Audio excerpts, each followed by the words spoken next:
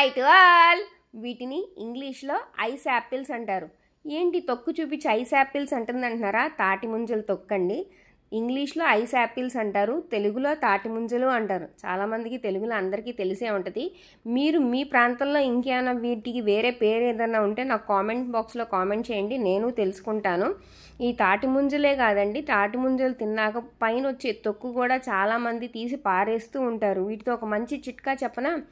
అంటే నాకు తెలిసిన చిట్కా చెప్తున్నాను. ఈ చిట్కా ఇప్పటికి కూడా ఎంతమంది ఫాలో అవుతున్నారో నాకు కామెంట్ బాక్స్లో షేర్ చేసుకోండి. ఇది వచ్చేసరికి పైన ఈ తొక్కును కూడాను జిగురు అనేది ఉంటుంది కదండి, ఈ జిగురుని ఫేస్కి కానీ నెక్కి కానీ శరీరం అంతా అప్లై చేయొచ్చు. కాకపోతే మీకు ఇలా చిట్కా చెప్పడానికి ఫేస్ మీద ఇలా పెట్టి ఇలాగా చూపిస్తున్నాను. అప్లై చేస్తూ కళ్ళ మీద పెట్టుకుంటే ఎంత చల్లగా ఉందో, మన బాడీలో హీట్ని కంట్రోల్ చేసేసి మన శరీరాన్ని పేలకుండా ఎండ తాపాన్ని తగ్గించి శరీరం అనేది చాలా చక్కగా ఉంచిద్ది అనమాట.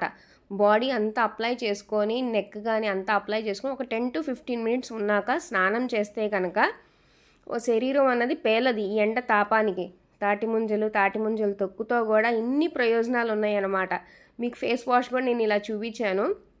చిన్నపిల్లలకు కానీ పెద్దవాళ్ళకి కానీ అందరికీ అప్లై చేసుకోవచ్చు. ఇది ఇప్పటికి కూడా ఇలాగా ఎవరన్నా వాడుతున్నారా అండి? చాలామంది ఇప్పుడున్న కాలంలో ఇప్పుడున్న బిజీ లైఫ్లో చాలామందికి తెలుసో తెలీదో అని చెప్పి నాకున్న తెలిసిన చిట్కాని మీ అందరితో షేర్ చేసుకున్నాను. చాలామంది మనం పెద్దవాళ్ళు మరీ టైం ఉండదు కాబట్టి ఇంట్లో పనులతోటి నెక్ వర్క్ హ్యాండ్స్ వర్క్ కూడా ఇలా అప్లై చేసుకొని కడుక్కుంటే కూడా శరీరం అన్నది పైకి స్కిన్ ఎక్స్పోజ్ అయిన కాడన్నా పేలకుండా ఉంటుంది అనమాట. న్యాచురల్గా అయితే ఈ తాటి ముంజలు ఇంట్లోకి తెచ్చుకొని తొక్కంతా ఒలుచుకొని తాటి ముంజలు ఒక గిన్నెలో వేసుకొని ఇష్టమైన వాళ్ళు పంచదార, నాకు పంచదార పెద్దగా ఇష్టం ఉంటుంది, నేను హెల్తీగా తినాలనుకుంటా కానీ పటికి బెల్లం లేదంటే తేనె ఈ రెండిట్లో ఏదోటి వేసుకుంటాను నేను. ఇలా వేసుకొని ఫ్రిడ్జ్లో పెట్టుకొని ఫ్రిడ్జ్లోంచి తీసి తినే ముందు హనీ కలుపుకొని నేను తింటారనమాట. చాలా మంచిదండి. చాలా వరకు మన రోజువారీ వాడకంలో పంచదార అనేది చాలా తక్కువగా వాడండి. పంచదార అంత మంచిది కాదు, తప్పదు అన్న చోటే పంచదార వాడండి. నేనైతే కనుక చాలా తక్కువగా వాడతాను.